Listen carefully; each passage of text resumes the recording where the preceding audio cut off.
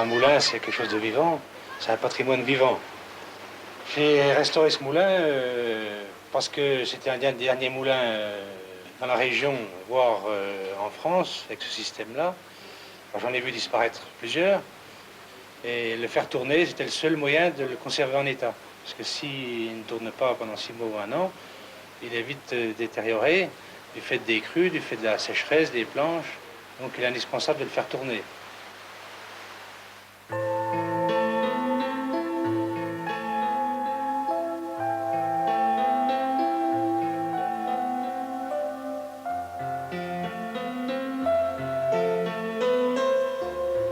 Je regrette beaucoup.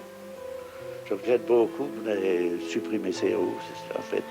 Mais enfin, à l'époque, on n'avait pas l'amour, disons, de ce mécanisme, de cette force qui était vraiment pour nous il y avait quelque chose, quoi, quelque chose qui me chiffonne de ne plus voir ces roues tourner, hein, de toute manière.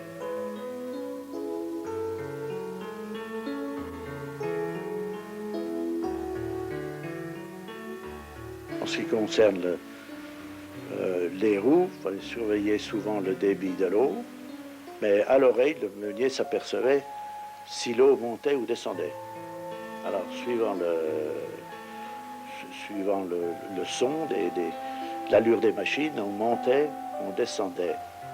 Les roues réglaient le débit, si vous voulez, des machines et du grain, quoi, avec ces manivelles, avec le système de suspension des roues au fil de l'eau.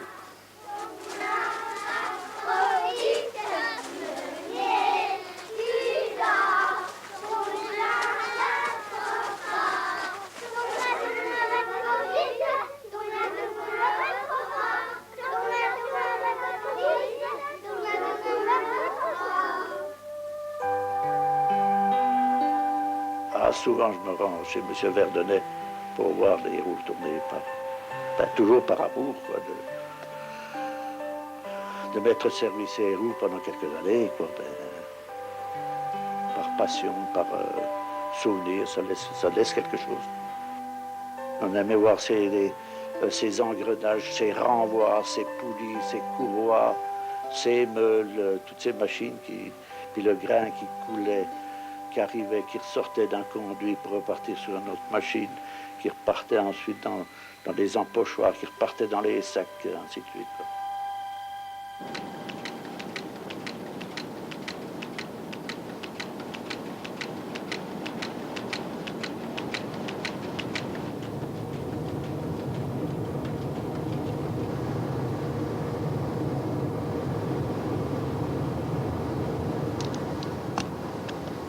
Les forges qui fabriquaient du fer se sont éteintes les unes après les autres, ruinées par les crises successives.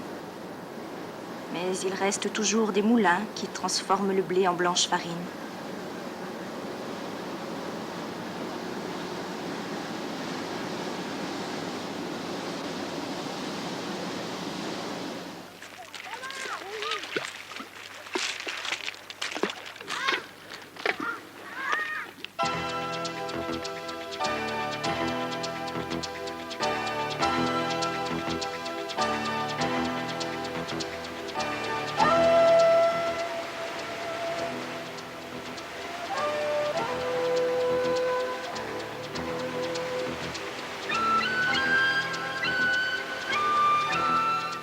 Par temps de pluie ou après un orage, lorsque l'on voit les rivières dévaler le flanc des montagnes, on comprend que les hommes ont toujours rêvé de dompter cette force brutale. Mais si l'on peut utiliser la puissance de l'eau, aujourd'hui encore l'homme échoue à domestiquer les rivières. La Loue change beaucoup. Là, vous la voyez aujourd'hui, le barrage est à moitié à sec, mais on a subi une crue qui nous a fait passer 2 nuits blanches parce qu'il fallait surveiller absolument. Là, la Loue est montée par-dessus le mur, que vous voyez. Il a fallu murer une fenêtre parce qu'on a eu peur que la pression de l'eau ou les arbres, parce que les arbres arrivent, et c'est impressionnant quand vous voyez arriver un arbre complètement qui tape contre le mur, c'est des coups de massue. Dans ces jours de colère, l'eau rappelle qu'elle demeure une menace, un danger pour les hommes, qu'elle peut tuer. Elle se plaît ainsi à nous donner des leçons d'humilité. Chaque année, les rivières débordent.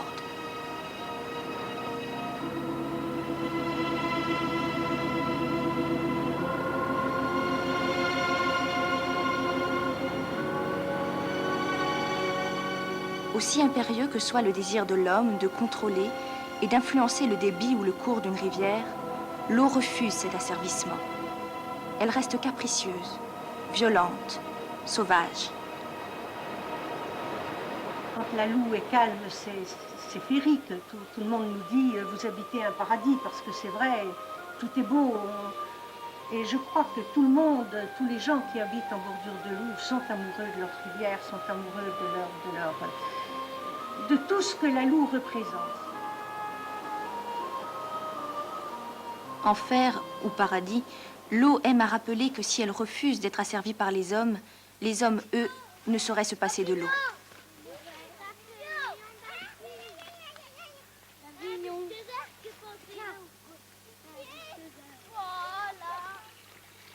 Et qu'est-ce que c'est ce qu'on voit là actuellement? Couler de l'eau. Qu'est-ce que c'est que ça? Couler de l'eau. On voit couler de l'eau, oui. Et on appelle ça comment? Dans la forêt, comme ça.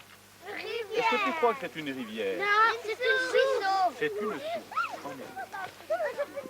Écoutez le bruit de l'eau qui coule de la forêt. Écoutez.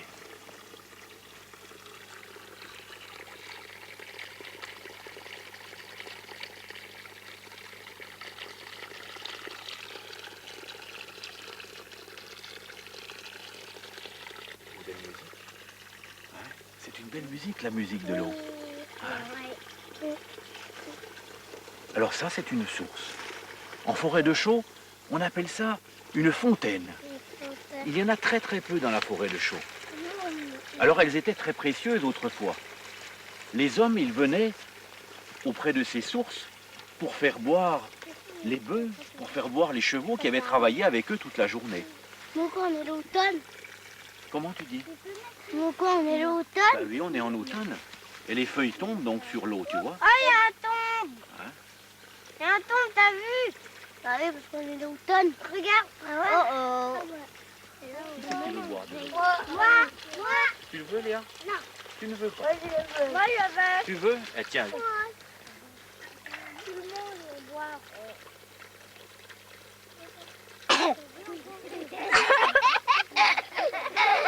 J'ai vu trop vite.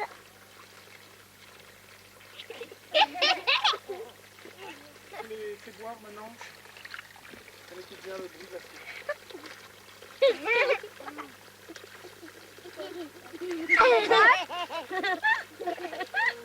Elle est bonne.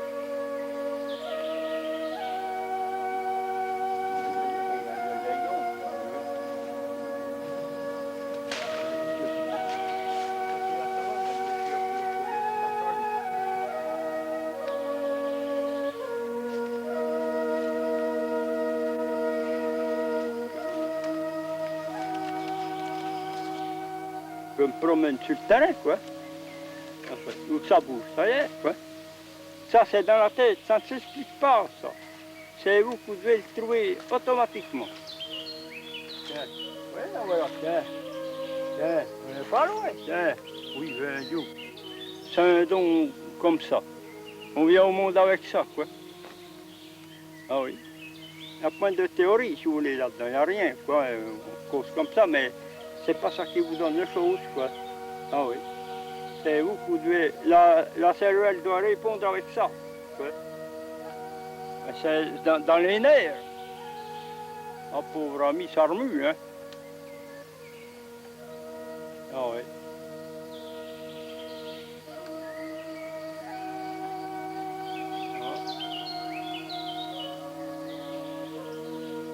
Eugène Ruel est un grand sorcier de l'eau.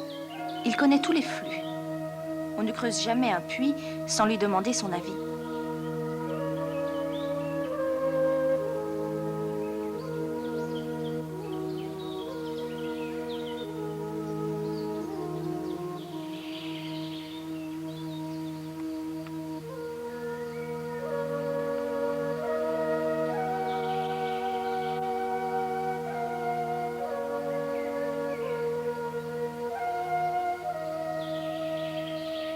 C'est pas sorcier. Il y a les sorciers puis les sorciers.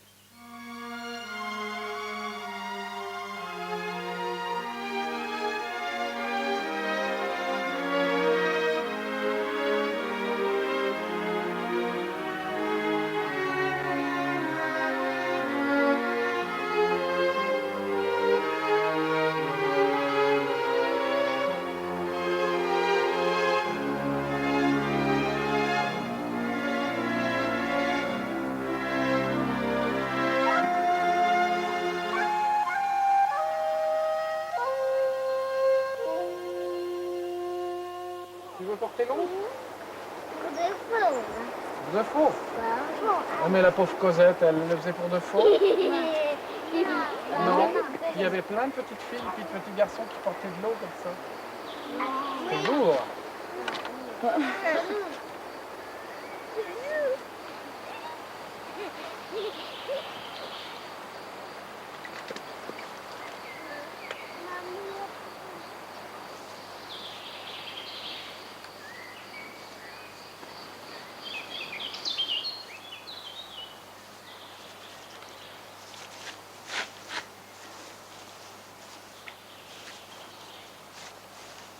Les enfants d'aujourd'hui, habitués au miracle de l'eau qui coule toute seule des robinets, ont du mal à imaginer la lourdeur du seau quand il fallait aller chercher l'eau au fond des bois, jusqu'à la source, comme le faisait la petite Cosette dans Les Misérables de Victor Hugo.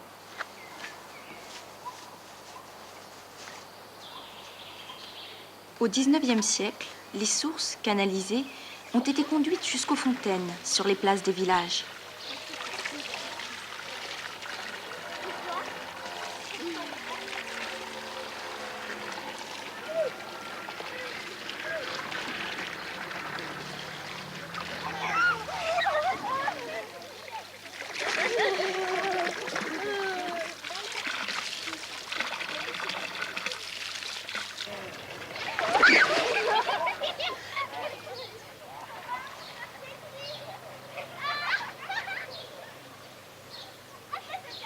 L'été, c'est très agréable parce qu'il y a pas mal de monde qui viennent à l'eau.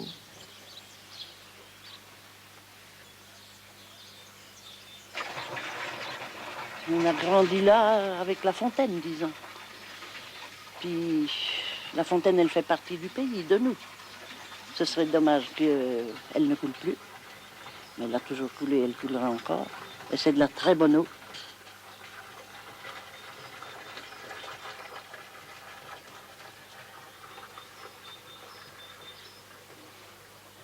Oh, mais celle-là, elle est bonne, hein? Elle est pure, celle-là. Ah, ça, il n'y a rien à dire. Tout le monde y vient. Si seulement il y avait une petite caisse qu'on mette des sous dedans, on garantit qu'elle serait pleine.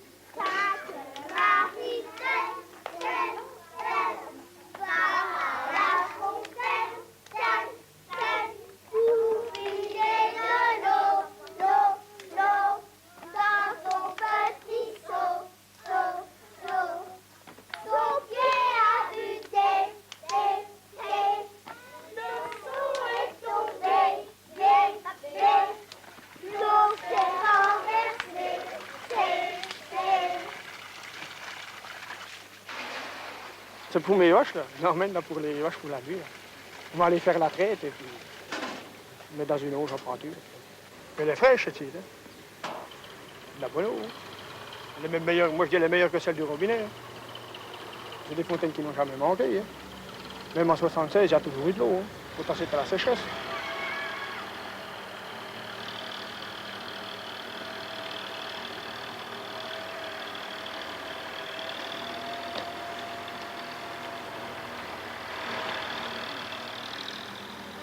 Ces fonctions utilitaires n'empêchaient pas les fontaines d'être d'authentiques œuvres d'art.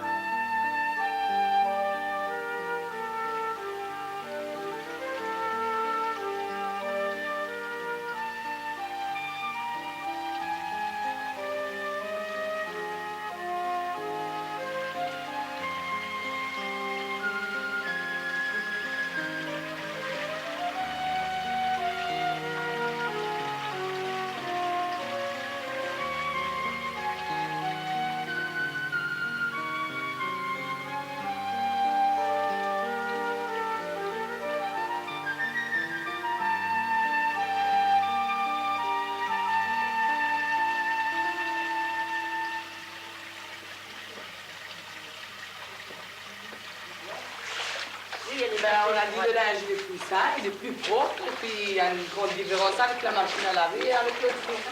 Ah oui, ça va beaucoup mieux. Hein? Le linge est mieux. Ouais. Il est plus doux. Il est plus doux. Et c'est vrai. Et le Père Noël, il ne dit rien, lui. Hein. On n'a pas dit mot Ben ouais. Et puis on discute, on entend un peu des nouvelles du village. Ah oui, Hein? ça, on les Ça, entendait. c'est bien. Hein. Un petit peu tout. Un petit peu tout. Puis des fois, ça allait un peu plus fort, ça se disputait. Oh, c'est souvent ça. Oi, oi, oi.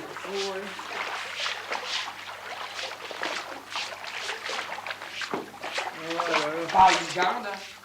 Du jardin, oui. Ben oui, c'est trop quand c'est trop. On parle de la télévision. Ben oui. Qui passe, on a vu la veille. Oui.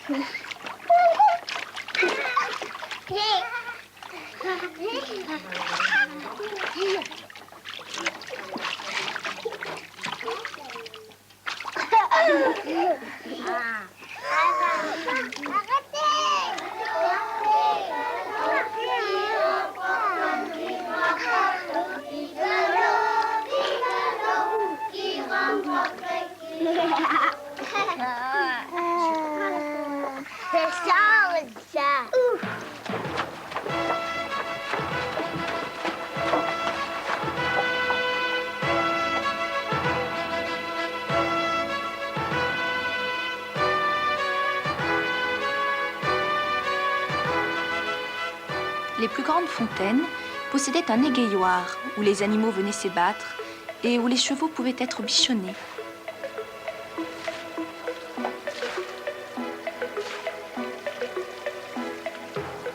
De même que l'on élevait des églises à Dieu, on construisait des temples en l'honneur de l'eau, des temples aussi beaux que les temples de la Grèce antique.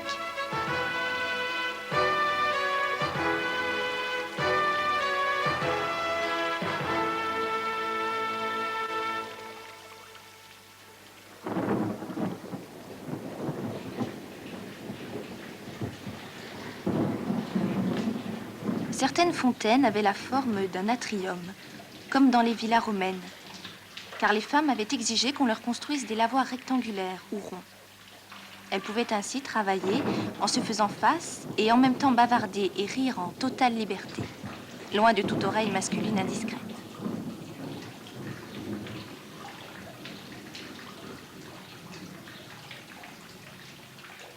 Les architectes rivalisaient d'imagination pour séduire les municipalités. Ils leur proposaient des dispositions de la fontaine, de l'abreuvoir et du lavoir toujours plus élaborées, toujours plus originales et bien évidemment beaucoup plus belles que celles des villages voisins. Chaque commune possédait au moins 3 fontaines. Certaines en avaient 7 et on en a même compté jusqu'à 13. D'un quartier à l'autre, les habitants se jalousaient leurs fontaines.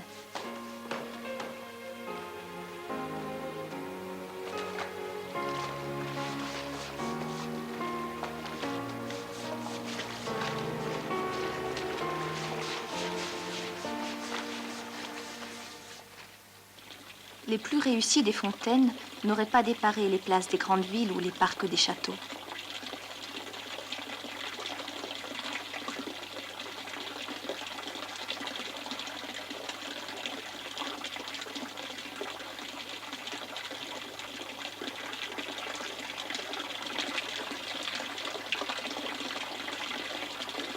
Par la pureté de ses formes et le dépouillement de son décor, le néoclassicisme exprimait le désir d'un retour à un âge d'or mythique. Reprenant à leur compte les rêves des philosophes qui pensaient que le beau peut engendrer le bien, les architectes du XIXe siècle construisaient des fontaines pour un monde idéal. Un monde où l'homme aurait retrouvé les mœurs simples et rustiques de ces paysans vivant au milieu de leurs troupeaux, en parfaite harmonie avec la nature.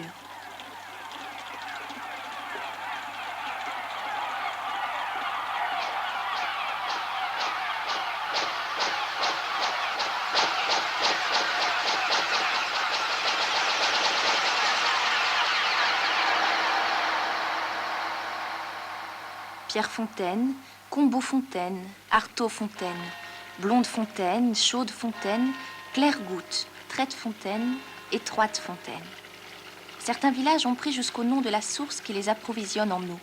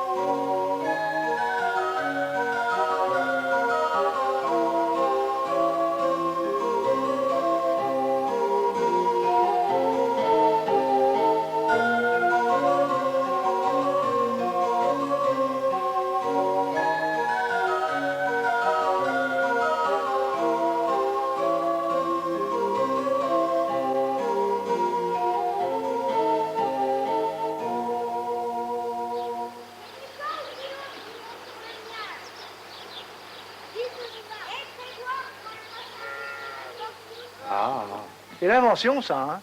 Une découverte, ça. Écoutez, on n'a jamais fait ça nulle part, hein.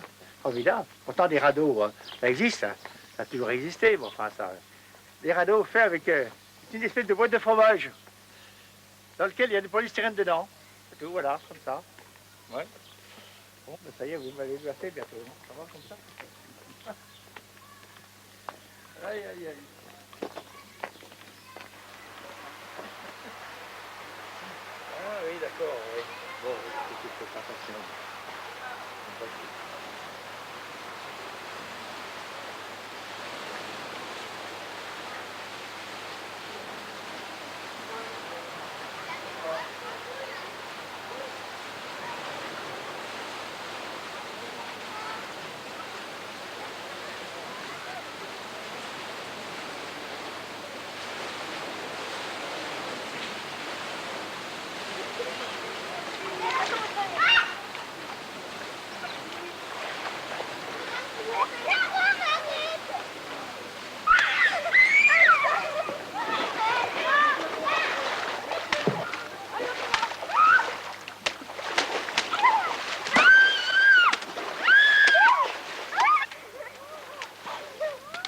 Ben, le dimanche, hein, quand il y a les jours de fête, l'assistance continuera. Il y a des tas de gens qui sont assis par la travers.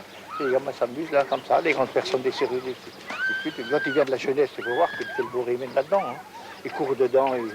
L'autre jour, il faisait froid comme tout. Il y avait des filles qui étaient là. Il y a une espèce de petit autocar qui était venu. Elle se roulait dans l'eau.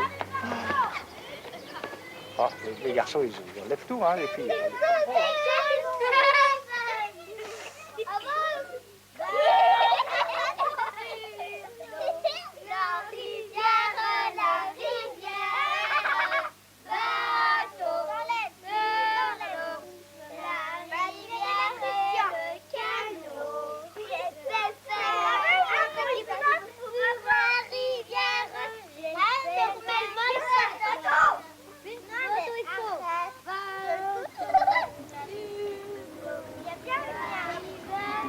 Si l'eau des sources et des fontaines est par excellence source de vie, l'eau peut aussi devenir source de mort.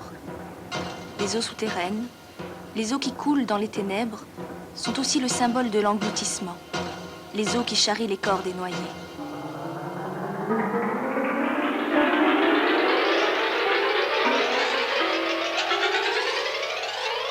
Les créatures maléfiques, qui apparaissaient autrefois dès la nuit tombée, au bord des rivières et des étangs, vivent encore dans les légendes et les contes populaires. Regardez, regardez là-bas. Il y a même quelque chose qui a bougé. Oui, et c'est peut-être une vouivre, les enfants. Regardez là-bas. Regardez. Là-bas. Regardez la vouivre. Elle est en bordure de l'eau. Regardez. Chut, silence. Vous avez regardé là-bas? Oui, ça brille. Dans Ça l'arbre. brille là-bas au fond. Ouais, je vois une lumière, c'est comme une lumière. Une petite lumière qui brille, je vois. Elle brille sur un petit bout de bois. Oui, regarde là-bas. Figurez-vous que cet animal Je l'ai vu il y a quelques années, ici même. Il a un corps de serpent. Il a des ailes de chauve-souris sur le dos. Oh, pas des ailes recouvertes de plumes, non. Ce sont des ailes. Vous savez, ces ailes avec des griffes au bout, comme ça. Il a sur la tête une pierre brillante qui brille de mille feux, que l'on appelle, vous le savez peut-être les enfants, que l'on appelle l'escarboucle. Eh oui. Et si un homme arrivait à se saisir de l'escarboucle, eh bien, il deviendrait l'homme le plus riche de la terre. Alors, quand la vouivre pose l'escarboucle en bordure de l'eau, eh bien, c'est le seul moment où l'homme peut se saisir de la pierre. Mais il faut faire très très vite, il faut être très malin. Car la vouivre, si elle s'en rend compte, eh bien, elle pourrait nous manger. Elle pourrait, avec ses anneaux de serpent, nous étouffer.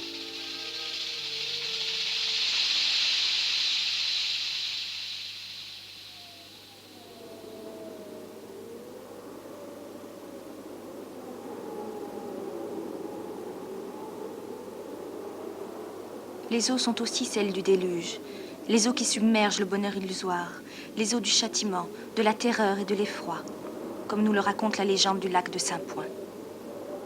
C'était le jour de Noël, par un terrible hiver.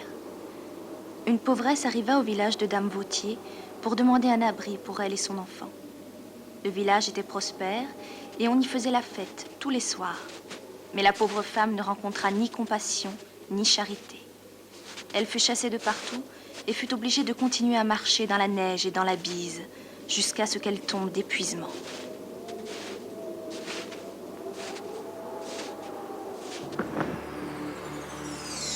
L'effroi la saisit. La femme et son enfant allaient mourir, d'autant plus sûrement que les loups hurlaient déjà à la lisière du bois, car la nuit commençait à tomber.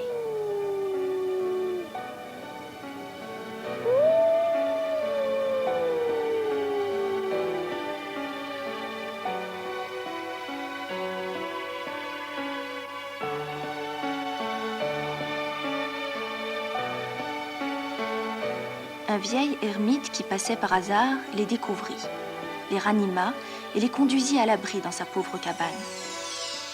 La même nuit, Dieu fit entendre sa colère. Quand le jour se leva, le village de Dame Vautier avait été noyé sous les eaux du déluge. Et depuis, le lac de Saint-Point, gelé tout au long de l'hiver, enferme les âmes glacées des êtres sans pitié. Le glas de l'église engloutie que l'on entend sonner chaque année, le jour des morts, rappelle que les eaux du déluge sont celles du châtiment divin.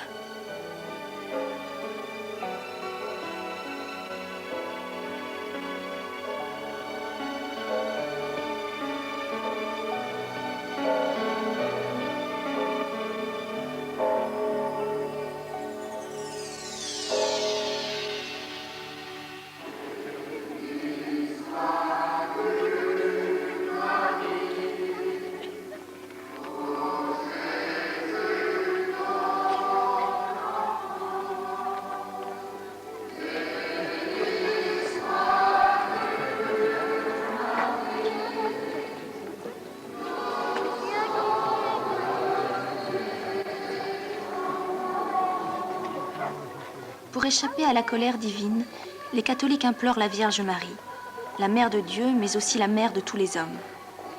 Car Marie est la grande médiatrice, la dame de miséricorde et de pitié, celle qui intercède auprès de Dieu pour soulager les souffrances de l'humanité. La Vierge Marie était apparue autrefois à un saint homme qui rentrait des croisades. Il faisait retraite dans la grotte de Remouneau, au bord du Doubs, là où coulait une source qui devint miraculeuse. L'eau de Remouneau guérissait les malheureux qui venaient demander secours à la Vierge.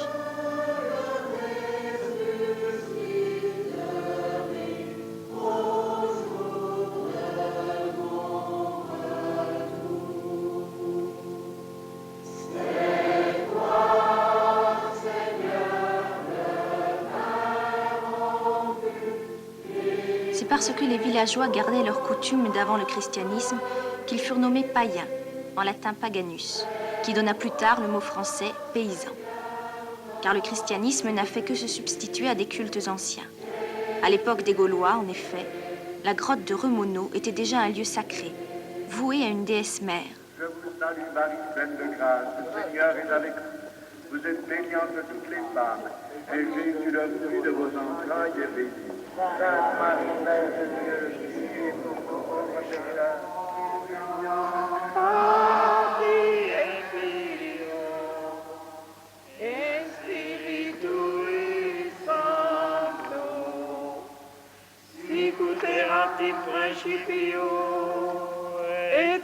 Mais dédié à la Vierge Marie ou à une déesse gauloise, c'est toujours des mêmes eaux qu'il s'agit. Les eaux du miracle, les eaux de la ferveur populaire et des croyances primitives. Et la source sacrée de Remono est toujours réputée pour guérir les maladies des yeux.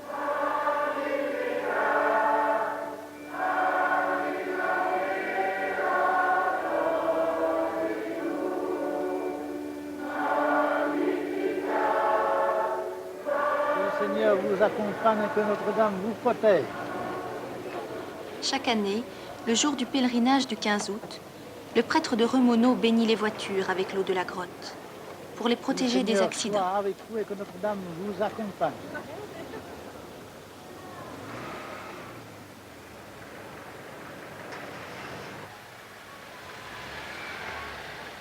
Et que Notre-Dame vous protège.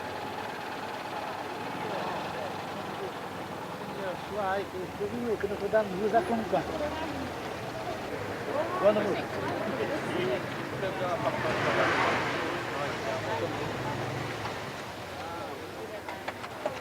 Que le Seigneur vous accompagne et que Notre-Dame vous protège.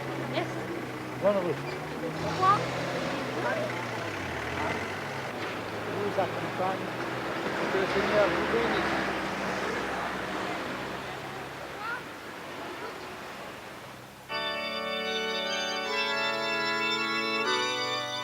Avant la Vierge Marie, avant les déesses mères de toutes les religions du monde, l'eau est la mère de tous les hommes, puisque la vie est née dans l'océan primitif et que les dieux eux-mêmes sont sortis de l'eau avant de créer le monde.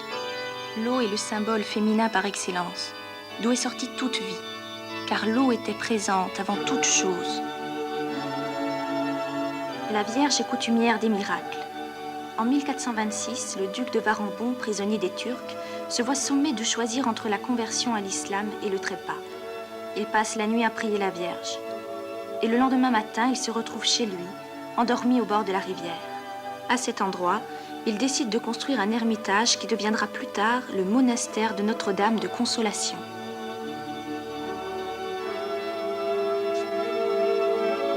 Les premiers moines chrétiens s'étaient eux aussi installés au plus profond des forêts, dans ces vallées fermées qu'on appelle en Franche-Comté des reculés. Au bord des sources et des cascades, ils avaient fondé leur couvent du bout du monde. Là, ils retrouvaient Dieu dans le miracle des eaux vives, lorsque les rivières souterraines, après un long voyage secret dans les ténèbres, reviennent soudain à la lumière en résurgence spectaculaire.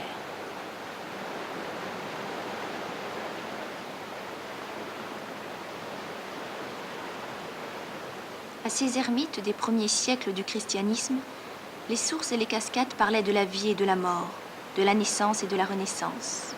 L'eau était pour eux principe de vie nouvelle. L'eau est donc indispensable à notre vie. Et pour nous chrétiens, qu'est-ce que ça nous rappelle?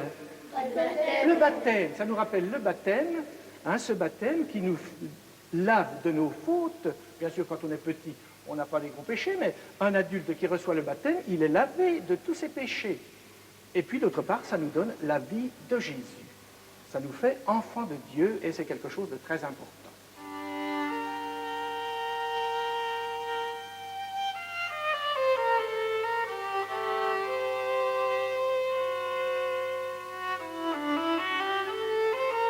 Se retirant dans ces couvents du bout du monde, les ermites avaient décidé de renoncer à tout pour se rapprocher de Dieu.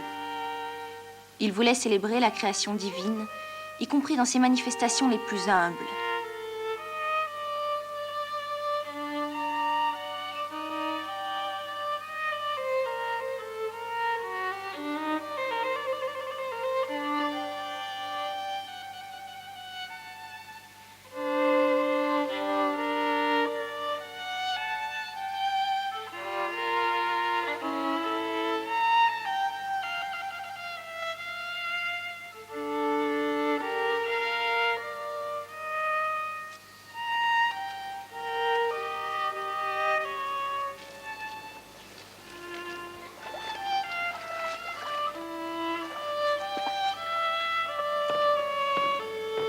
À Notre-Dame de Consolation, des fleuristes chrétiens viennent s'exercer à composer des bouquets liturgiques, dans lesquels les plantes aquatiques tiennent une place prépondérante, pour rappeler que l'eau est source de vie, que sans l'eau, rien ne pousse.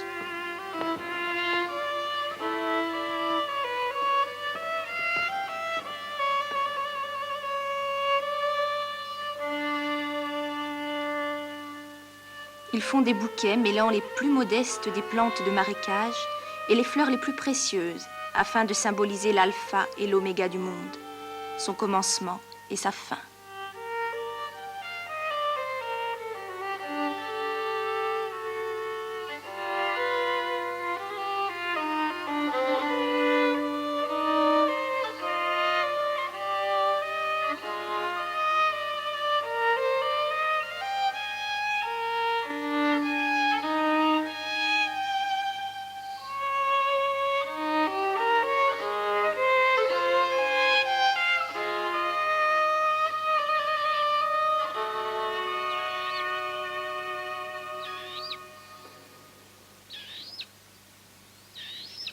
Certains jours d'été, lorsque le soleil se lève sur le lac de Saint-Point, les pêcheurs pourraient se croire les premiers hommes, au premier matin du monde.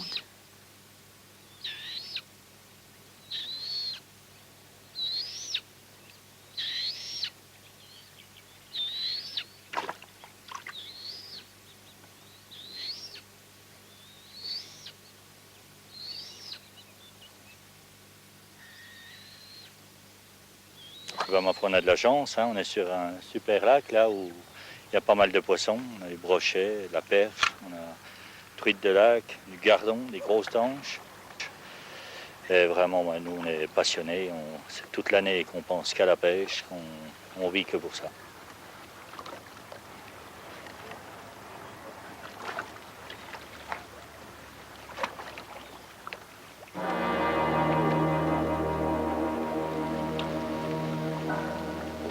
Malheureusement, ce retour n'est pas celui d'une pêche miraculeuse. Les poissons que ces hommes ramènent sont morts, victimes de la pollution des eaux, car les hommes ont pris depuis longtemps l'habitude de jeter leurs déchets à la rivière, comme s'il s'agissait d'un vulgaire égout.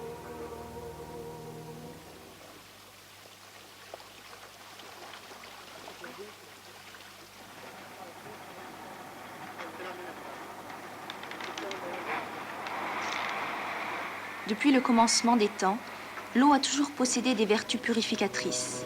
Et même en Europe, on a jeté les cadavres au fleuve qui les portait vers la mer. De même, on confiait à la rivière tout ce qui était considéré comme impur et aurait pu souiller la terre. Mais c'était il y a bien longtemps, avant l'époque industrielle, et les hommes étaient alors moins nombreux.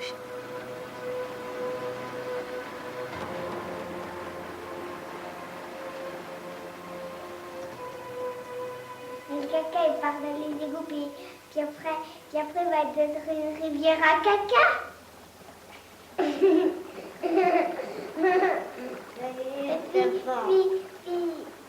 il va dans les égouts, puis après, il va être une rivière à pipi. Oui, on a cette rivière de pipi. Ah, ça fait le pipi. Vert, ça fait le pipi. La rivière de pipi.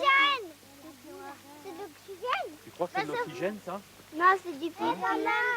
Tu crois que c'est du pipi qui est là? Pourquoi tu dis que c'est du pipi? Parce que c'est du pipi, c'est jaune. Tu crois que c'est jaune? Hein? Oui, c'est vrai qu'il a une couleur un peu foncée. Hein? Tiens, approche-toi pour regarder mieux. Viens voir vers moi. Hein? Regarde un peu. Hein, c'est vrai qu'il a une couleur un petit peu sombre, hein, cette eau. L'eau, elle est comment, normalement? Elle est bleue. Elle est bleue. Je suis pas sûr qu'elles sont vraiment bleues. Si tu veux les faire bleues, ça, je crois que ça se... Ah oui, j'ai oublié le piqueur. Ces hommes ne sont pas des bûcherons. Ils sont des gardiens de rivière.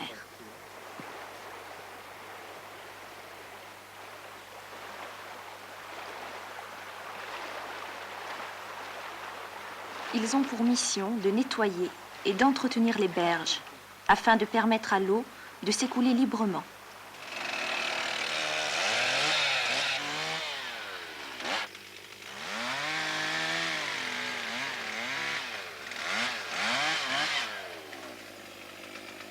C'est un métier nouveau, c'est un métier de l'environnement. J'ai suivi la première formation en France, qui maintenant commence à porter ses fruits. C'est-à-dire que d'autres formations se font. Mais c'est vrai que c'est un métier nouveau, avec une formation spécifique sur les aménagements, la restauration, l'entretien.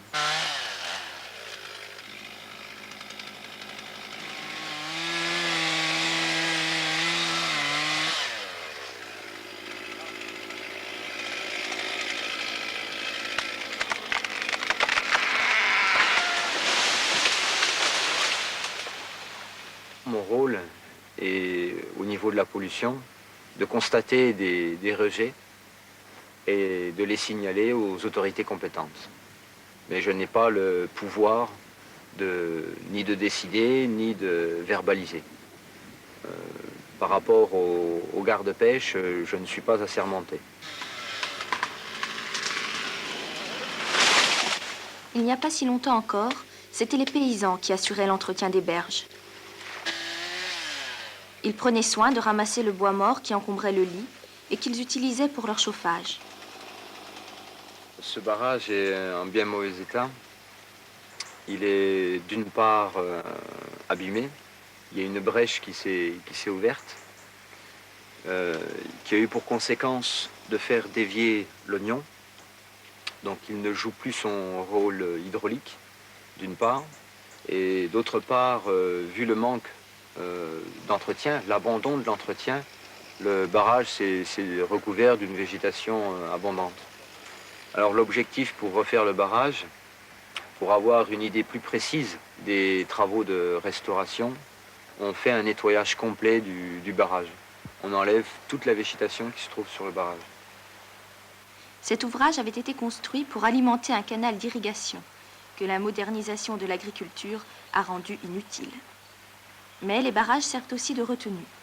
Ils brisent l'élan de la rivière et régulent son débit en période de crue, l'empêchant de se précipiter et d'inonder les villages. Ça fait 1 an et demi que je côtoie tous les jours cette rivière. Et c'est, pour ainsi dire, une histoire d'amour. C'est l'amour de la nature, c'est l'amour d'un élément vivant, c'est l'amour de l'eau. C'est une passion.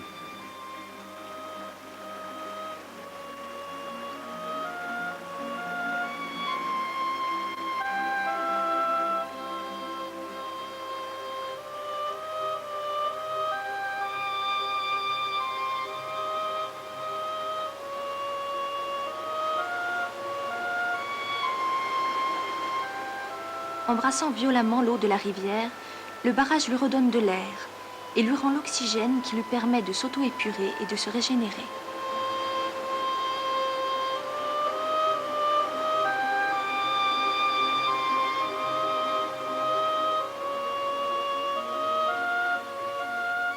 Les barrages ont encore créé, sans le vouloir, des sites enchanteurs. Ils cassent la rivière, nette comme le bord d'un miroir. L'eau emprisonne alors la lumière dans un mirage de verre. À la différence d'un lac, où ce sont les eaux dormantes qui provoquent les plus beaux reflets, sur l'apparente immobilité de la retenue, l'eau file en une course folle. Et c'est son trébuchement, sa chute, son poids qui tire la rivière en amont comme on tend un drap sur un lit. Sans le miroir de l'eau, comment l'homme aurait-il su à quoi il ressemble? Comment la terre aurait-elle compris combien elle était belle? L'eau est l'œil de la terre, écrivait le poète Paul Claudel. Elle est son appareil à regarder le temps.